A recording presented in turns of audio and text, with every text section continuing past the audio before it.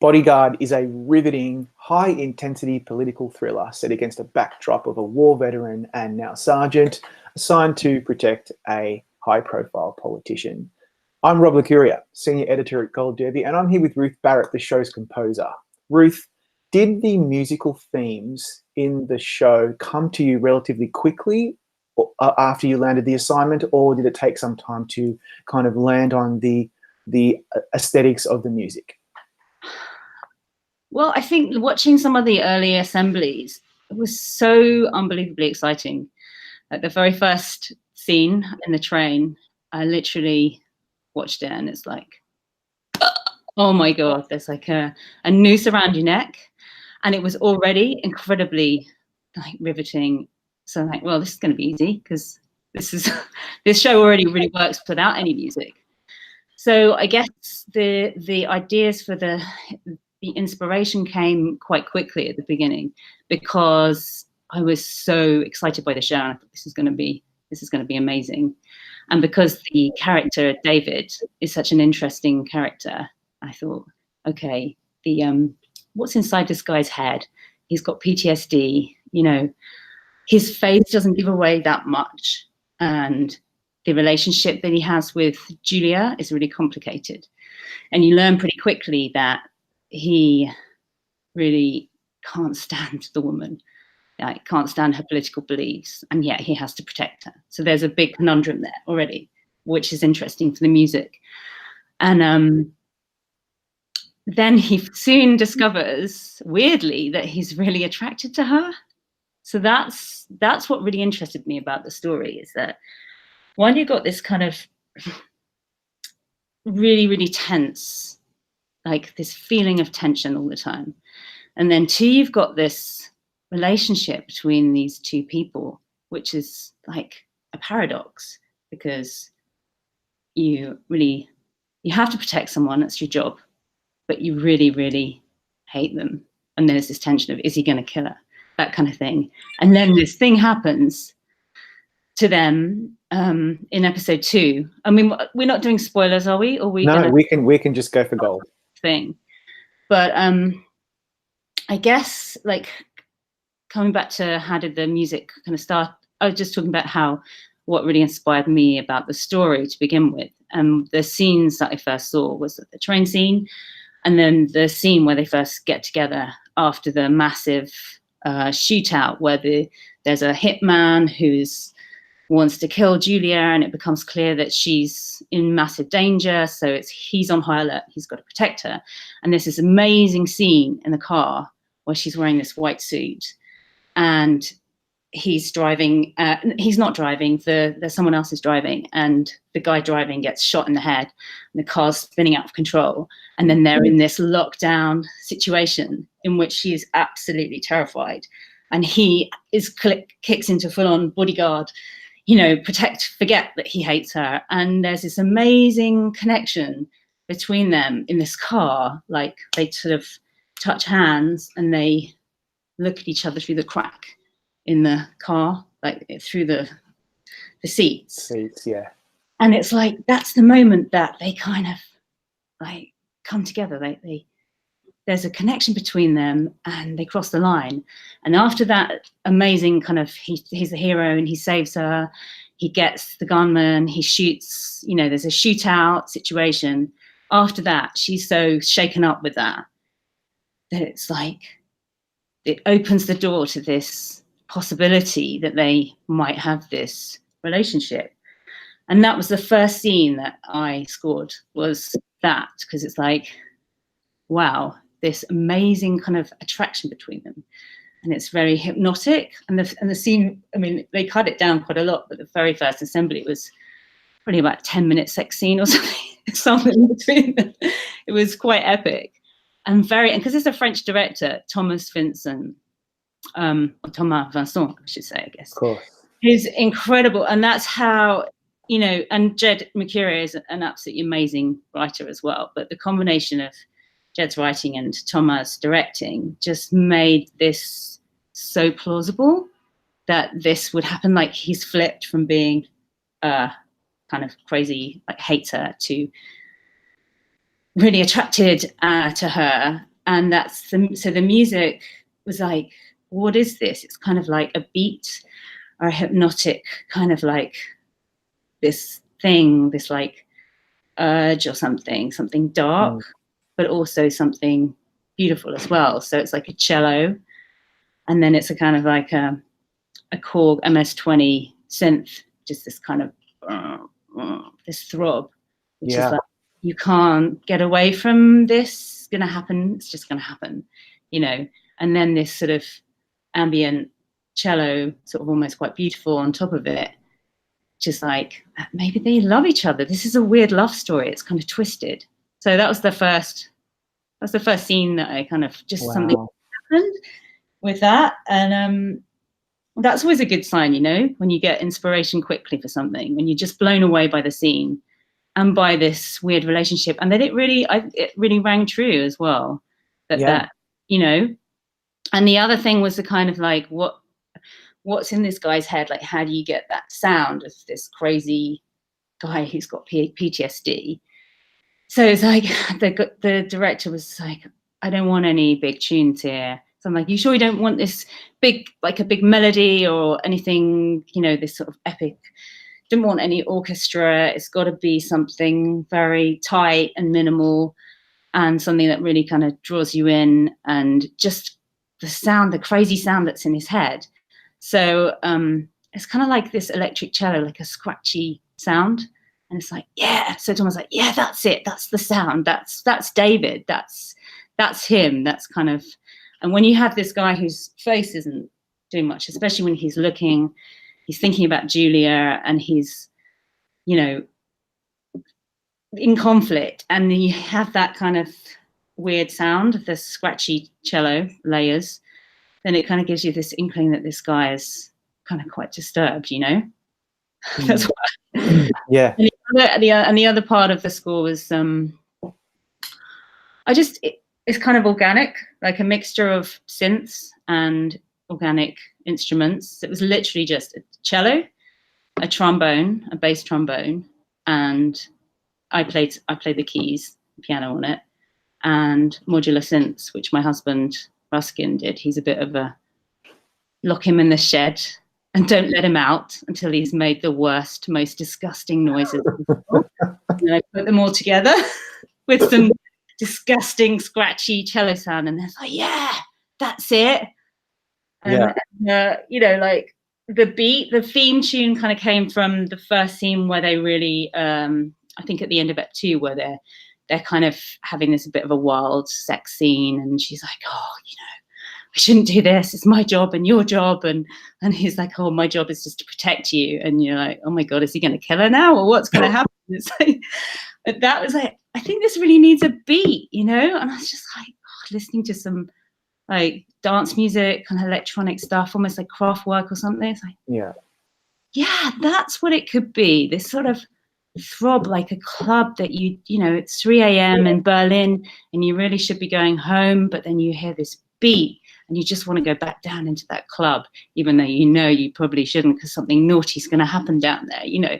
And that's the kind of sound. It's like, it's a bit mischievous. It's not just dark, that it's a dark story. It's like, it's quite fun.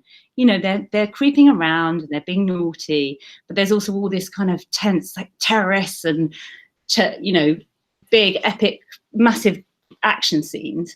So it's like how to do, that's kind of where that kind of clubby theme tune came from, was that scene where they're shagging and just being naughty.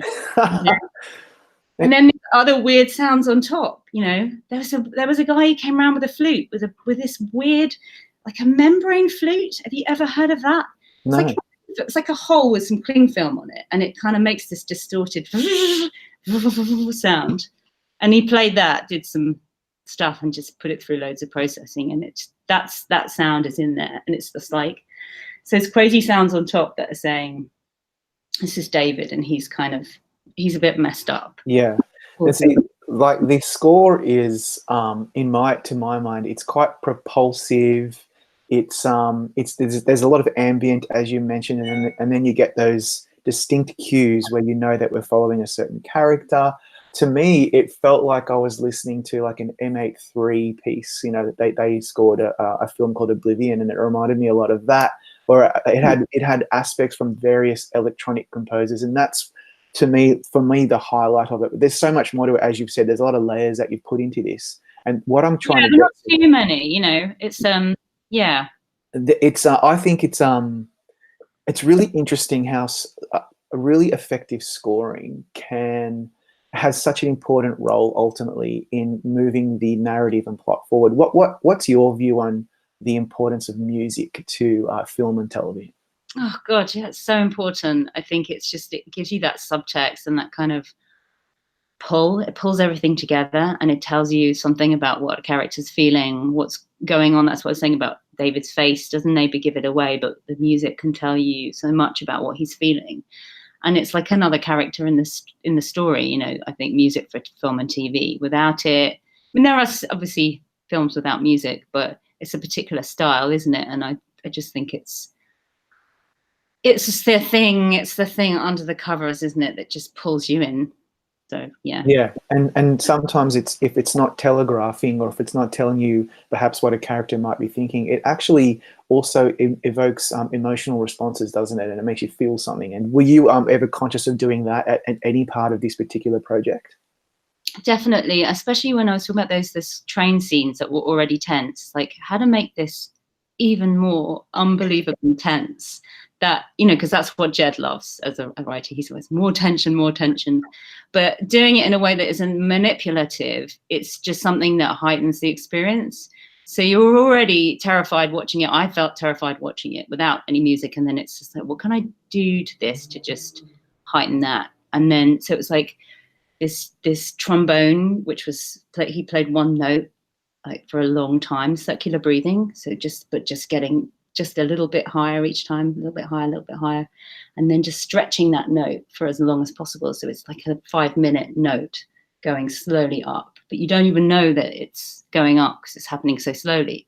And it just creates that even more feeling of that this is a horrible situation. And it's also that it's not born or something like that. It's to make it feel like it's real. Like that's your worst fear of being on some train. It's like a boring train in East Anglia, and there's a terrorist on board. It's going to blow you and your kids up. That's it. So to me, it's like the music is actually quite loud and quite epic, like you're saying, propulsive, and all those with this kind of synths underneath and that kind of grating sound. But it's the sort of feeling like how I was trying to just tap into what is that sound of, what does panic sound like, you know? And that's kind of how we distilled it, with these particular kind of modular synth sounds and this kind of muscular brass sound underneath. But it was just literally one guy who was falling off his chair and his eyes were popping out of his head because he was playing such a note.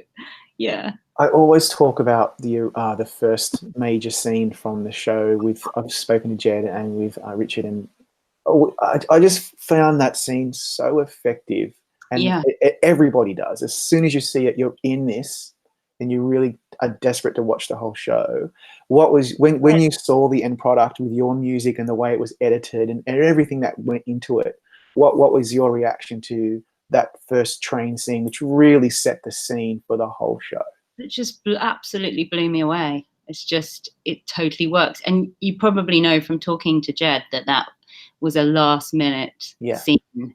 That it was set in Waterloo. It was a different setup, and then they got blown out by the station. They wouldn't let them do it, so he had to rewrite it. And actually, it was already a great opening sequence, what he'd originally written, but the second one was better because it was just a bit more unexpected, and the way that Thomas filmed it in this, it's almost like tunnel vision, very claustrophobic, where you just feel that you're just trapped in this space. So yeah, I mean, when I saw that, I just knew that it was going to be a massive hit, because that opening scene is unbelievable. And I think, and you're just straight in there. There's no preamble. There's no kind of explanation of anything. You're just straight in, and then it's boom, one shock after another. That what was fun about scoring it, because it's like, okay, when he opens the train door and you see the she's holding the bomb and her thumbs on the detonator, and then just putting this sound on top of it to make it even more like that feeling in your gut. And you're like, no, this can't be happening. It's just, that was really fun to do. Yeah, it sounds like you had an absolute ball. It was brilliant. Yeah. You know what I find really interesting when looking back at your work is that I don't think you could find something so much so polar opposite to the work that I think you're most famous for, which is for the Victoria. Completely different, don't you think? Or would you say no? That's actually not true. There's a few similarities. There's some similar. Yeah, we get. I got some more synths in Victoria the last season. I sneak some of this stuff. That's good. Yeah. What's really cool is that you were nominated for an Emmy for your work on Victoria. Take us back to that nomination and how you felt when you found out about it. And did you go to the Creative Arts Emmys? Yeah, of course. I bought a Louis Vuitton pink dress, actually. Nice. That I ended up on the Rodeo Bowl at the end of the night in my pink dress, because you have to at the Savile Ranch at the end of the night, Yeah. I made the most of LA. It was amazing. It was amazing to be there and to be nominated. Yeah. Loved it. I think it would have been, it's a great feeling when your peers give you a pat on the back and say, your work was really great and here's your little reward. Yeah. Well, shame we didn't get it, but next time. There's always next time. Yeah. No, it was great to be part of that. And Martin Phipps, who started off the series, is a mentor of mine, and he's amazing. So it was great to be there with him, and just it's great to be noticed, isn't it? Especially the Emmys. It's a huge platform. Absolutely. I don't think you can get bigger than that in TV. Exactly. So it'd be amazing to get nominated again. So can only hope. Yeah. I because I'm a huge film and TV nerd, especially about TV and film music, I always ask this when I speak to composers, because I listen to music scores all the time. That's just something that I do, and I'm wondering if you're the same. You work in the area, so do you necessarily like to listen to other people's compositions? And if you do, what are your favorites? Oh God, all the time. Yes, I mean old and new. So listening to recently some like Lalo Schifrin stuff, Dirty Harry, some of John Barry's and Morricone. I love all those scores are absolutely amazing. Vangelis is a huge hero as well. Killing Eve has got an amazing soundtrack. I've been listening to that a lot recently. That's just such a cool, different way to score. That's so unexpected. Just love the vocals on it, and I like things that are just quite bold but different as well. Yeah, that's the things I'm listening to at the moment. Because I'm doing a new a Jane Austen series, just started. So, and that's going to be quite different. It's like how to do Jane Austen kind of rock and roll. Wow. But still make it authentic for the period. So obviously no electric guitars or anything like that. But, but yeah, we might have the Austen fans up in arms. But they'll have to get used to it. It's nice that you're upending expectations, because on Bodyguard, if you hadn't seen it, you'd think, oh, this could be a bit James Bondy or maybe like a little heroic, and it's not at all. Like, you've done completely opposite. That's it, because it wouldn't feel real. That character's Bond is like, it's heightened, isn't it? It's escapism, whereas this had to be real, and you've got to really tell that story, make it authentic, and really kind of connect with him as a character. And he's, not such a bad job, is it, to look at Richard Madden's? Think about what and Kitty is fantastic as well. The two of them had this great chemistry, and that's really inspiring to work with that and play these scenes over and over and get the music just right. I love that. Such a good job. Yeah. A lot of being away in the room on your own, though. True, that's true. Well, Ruth, that's all we have time for today. Thank you so much for your time, and good luck on the awards campaign. Thanks so much, Rob. It's lovely to meet you. You too. And to all Bodyguard fans, go to goldderby.com right now. Make your predictions so you can compete against know-it-alls like me. And before you go, click subscribe so you can see all of our other amazing videos, because they are all fantastic.